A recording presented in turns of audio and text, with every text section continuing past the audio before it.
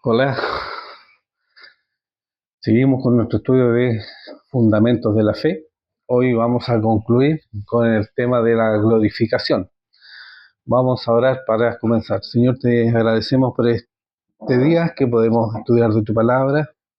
Y Señor, como te pedimos siempre que seas tú enseñándonos, Señor, a través de ella y guiándonos en lo que tú quieres para nuestra vida.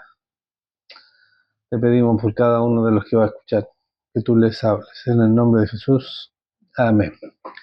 Bien, para empezar quiero compartir las palabras de un escritor llamado Hampton Hinckley relacionado a la doctrina de la salvación. Él escribió: las últimas palabras del Salvador antes de morir en la cruz fueron: consumado es. No se refería al fin de su vida ni de su ministerio, sino a sus sufrimientos expiatorios en la cruz, que completaría con su muerte, la cual ocurrió inmediatamente después de exclamar: consumado es. Declaraba que había terminado la obra especial de salvación que el Padre le había encomendado. Hablamos de la obra consumada de Cristo, porque ya no queda nada por hacer para la salvación del hombre. Dios lo ha hecho todo en la persona de su Hijo, en la obra de su Hijo, y lo resucitó de entre los muertos como prueba de ello. La obra de Dios en Cristo es una obra única y definitiva, consumada por completo por la muerte de Jesucristo en la cruz. La muerte de Cristo fue claramente una obra realizada para el mundo entero, Juan 3:16, Hebreos 2:9, y provisionalmente hablando, proporcionó redención, 1 Timoteo 2:6, pro, eh, proporcionó reconciliación, 2 Corintios 5:19, y propiciación, o sea, el apaciguamiento, satisfacción de la santidad de Dios, 1 Juan 2:2, para cada persona en el mundo. La salvación es un hecho consumado. La responsabilidad del hombre es aceptarla por fe, solo por fe en Cristo. La obra consumada de Cristo incluye no solo la liberación del castigo del pecado, sino también del poder del pecado. La fe en Cristo para la salvación significa acudir a Él como la fuente de salvación de todo aspecto del pecado mediante la confianza en la obra consumada de Cristo. Entonces, cuando Cristo exclamó, consumado es, que es telestai, que es completar o terminar, que expresa una acción consumada con resultados continuos, estaba afirmando la naturaleza consumada de lo que había logrado en la cruz por el mundo. Y respecto a la obra de Cristo como una obra consumada, Lewis Schaeffer escribió: el hecho de que Cristo muriera no salva a los hombres por sí solo, pero proporciona el único fundamento suficiente sobre el cual Dios, en plena armonía con su perfecta santidad, tiene la libertad de salvar incluso al peor de los pecadores. Esta es la buena noticia que el cristiano está llamado a proclamar al mundo entero. En todas las religiones, en todas las demás religiones del mundo, la salvación es una obra que el hombre realiza para Dios. Y esto es lo que distingue al cristianismo bíblico de todas las religiones del mundo, porque en la Biblia la salvación proviene del Señor, es la obra de Dios para el hombre y es el grito final de victoria de Cristo que confirmó esta verdad. Y puesto que la obra de Cristo está consumada, debería quedar claro que la salvación no es obra del hombre hacia Dios. Cuando una persona se acerca a Cristo, reconoce que no puede salvarse a sí misma, pero ahora reconoce la obra de salvación que Dios ha realizado para ella y que acepta como un don divino. La salvación tiene su origen en los propósitos de Dios, no en los del hombre. Y está libre para siempre de cualquier enfoque legalista que pretende elevar las obras humanas como un fundamento de la salvación. Efesios capítulo 2, verso 14 al 16 dice: porque Él es nuestra paz, que de ambos pueblos hizo uno, derribando la pared intermedia de separación, aboliendo en su carne las enemistades, la ley de los mandamientos expresados en ordenanzas, para crear en sí mismo de los dos un solo y nuevo hombre, haciendo la paz, y mediante la cruz reconciliar con Dios a ambos en un solo cuerpo, matando en ella las enemistades. En Efesios, en este pasaje que acabamos de leer, Pablo habla de la barrera de separación que existe entre Dios y el hombre. Y mientras existe esa barrera, no hay posibilidad de comunión entre Dios y el hombre. La barrera, o literalmente, como nos dice aquí Efesios, la pared intermedia de separación, se refería históricamente al muro divisorio del templo en Jerusalén. Y este muro separaba el atrio de los gentiles del resto del templo y les impedía el acceso a los santuarios interiores. Pero este muro representaba la barrera espiritual que se interpone entre Dios y el hombre, impidiendo entonces el acceso del hombre a la presencia divina. Los judíos podían traspasar el muro divisorio, pero lo podían hacer solo gracias a su sistema de sacrificios otorgado por Dios, que señalaba la persona y la obra de Cristo, el Mesías, aquel que iba a traer la paz y eliminaría la barrera. Entonces, como ya han visto hasta aquí, este estudio sobre el tema de la salvación es muy importante, porque si no lo entienden, no entenderán por qué necesitan un Salvador. Así que resumamos esto de alguna forma. Como hemos visto, existe la caída del hombre. El hombre entró en el mundo, el pecado entró al mundo a través de Adán, por lo tanto, todos hemos pecado. Y esta es una enorme barrera o brecha en el camino y no podemos llegar al otro lado por mucho que lo intentemos. Ese es el problema, y por esto es por lo que Job clamó en Job capítulo 9, verso 33, no hay entre nosotros árbitro que ponga su mano sobre nosotros dos. Job sentía una gran distancia entre él y Dios. También se sentía tratado injustamente por Dios, como hemos visto en nuestros estudios de Job. Pero lo que quiero que noten aquí es el enorme problema que enfrentaba Job, porque en el fondo él decía, ¿cómo podía entrar al cielo? ¿Cómo podía presentarse ante Dios, ante su tribunal y abogar por él? Él era un hombre y no había nadie que podía salvar esa distancia, no había ningún mediador para él. Esa era la realidad para Job y también es la realidad para todos hoy en día.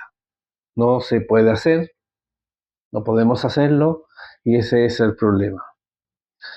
Pero como ya he dicho anteriormente, Dios nos ha provisto un camino para entrar a través de su Hijo Jesucristo. Pablo, de hecho, retoma este tema en 1 Timoteo, donde nos dice en 1 Timoteo capítulo 2, verso 5, porque hay un solo Dios y un solo mediador entre Dios y los hombres, Jesucristo hombre. Y aquí Pablo está diciendo que tenemos un intercesor, tenemos un constructor de puentes, tenemos a alguien que puede restaurar nuestra comunión con Dios, y ese es Jesús. Hebreos 7:25 dice, por lo cual puede también salvar perpetuamente a los que por él se acercan a Dios, viviendo siempre para interceder por ellos. Entonces no hay nadie más que pueda salvar esa distancia. Ningún sacerdote, ningún hombre, ni siquiera María, solamente Jesucristo, quien siendo Dios se hizo carne para morir por nuestros pecados y de esta manera llevarnos a Dios. Es lo que Pedro también nos dice en 1 Pedro 3:18, porque también Cristo padeció una sola vez por los pecados, el justo por los injustos, para llevarnos a Dios, siendo a la verdad muerto en la carne, pero vivificado en espíritu. Ahora aquí está el asunto. Un mediador está para resolver una disputa. La disputa entre Dios y el hombre es que el hombre ha pecado y su pecado lo ha separado de Dios. Y la justicia exige la muerte. Pero entonces llega nuestro mediador, Jesucristo, y le dice al Padre: ya no hay deuda pendiente, la he pagado por completo. ¿Y saben qué? El caso está cerrado. Somos libres en Cristo y podemos ver aquí qué Dios tan maravilloso servimos. Y hasta aquí hemos visto que Jesús no solamente inicia la obra, sino que la completará. Nos ha liberado del castigo pasado por el pecado, y que esto habla de justificación. También hemos visto que el registro de nuestros pecados han sido borrados, han sido pagados por completo por Jesús. Nuestros pecados han sido arrojados tan lejos como el oriente del occidente, para que ya nunca más se recuerden. Y en el fondo eso es la justificación. Jesús no solamente nos liberó del castigo pasado del pecado, sino que también nos liberó del poder del pecado en nuestras vidas. O sea, ya no estamos esclavizados al pecado, sino que hemos sido liberados en Cristo. Y esto se refiere al proceso de santificación en nuestras vidas. Dios está moldeando y transformando nuestras vidas aquí en la tierra para que encajen, obviamente, ya arriba en el cielo. Y por último, hemos visto que Jesús nos ha liberado de la presencia del pecado, y esto habla de nuestra glorificación, que los últimos 2 capítulos que vimos, y que Dios terminará esta obra. Seremos llevados un día a la gloria. Esto es resumido para nosotros cuando Juan nos recuerda en Apocalipsis capítulo 21, verso 1 al 4, nos dice: vi un cielo nuevo y una tierra nueva, porque el primer cielo y la primera tierra pasaron, y el mar ya no existía más. Y yo, Juan, vi la santa ciudad, la nueva Jerusalén, descender del cielo de Dios, dispuesta como una esposa ataviada para su marido.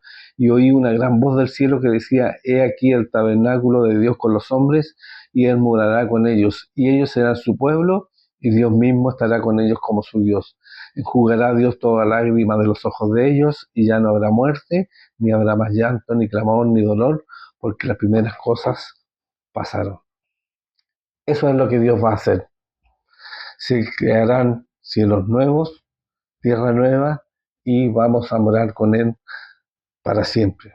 Y no solo eso, sino que nos dice que enjugará toda lágrima, no habrá más muerte, no más tristeza, no más llanto. El pecado será erradicado y moraremos en la presencia de Dios por toda la eternidad. Esa vida abundante de la que habló Jesús, que está a nuestro alcance hoy, alcanzará su plenitud en ese momento y permanecerá allí para siempre. Entonces no necesitamos que nos digan que somos buenos cuando no lo somos. No necesitamos que nos digan que estamos bien, que no pasa nada malo, cuando nos estamos hundiendo en nuestros pecados. No necesitamos que nos digan que aguantemos, que resistamos cuando no hay nada a lo que aferrarnos. No necesitamos que nos digan que pensemos en positivo cuando nos estamos nuevamente hundiendo en nuestros pecados. Lo que necesitamos es que la escalera de Jacob sea bajada hasta nosotros para que podamos alcanzar la mano de Dios. Y cuando hablo de la escalera de Jacob, no me refiero a una escalera literal que se baje desde como se baja una escalera de un barco para bajar al puerto, Cuando hablo de la escalera de Jacob me refiero específicamente a Jesucristo, quien en cierto sentido fue bajado del cielo y la única manera en que podamos ser rescatados es extendiendo la mano y recibiendo ese don de vida que se encuentra en él. Hechos capítulo 4, verso 12, dice, y en ninguno otro hay salvación porque no hay otro nombre bajo el cielo dado a los hombres en que podamos ser salvos.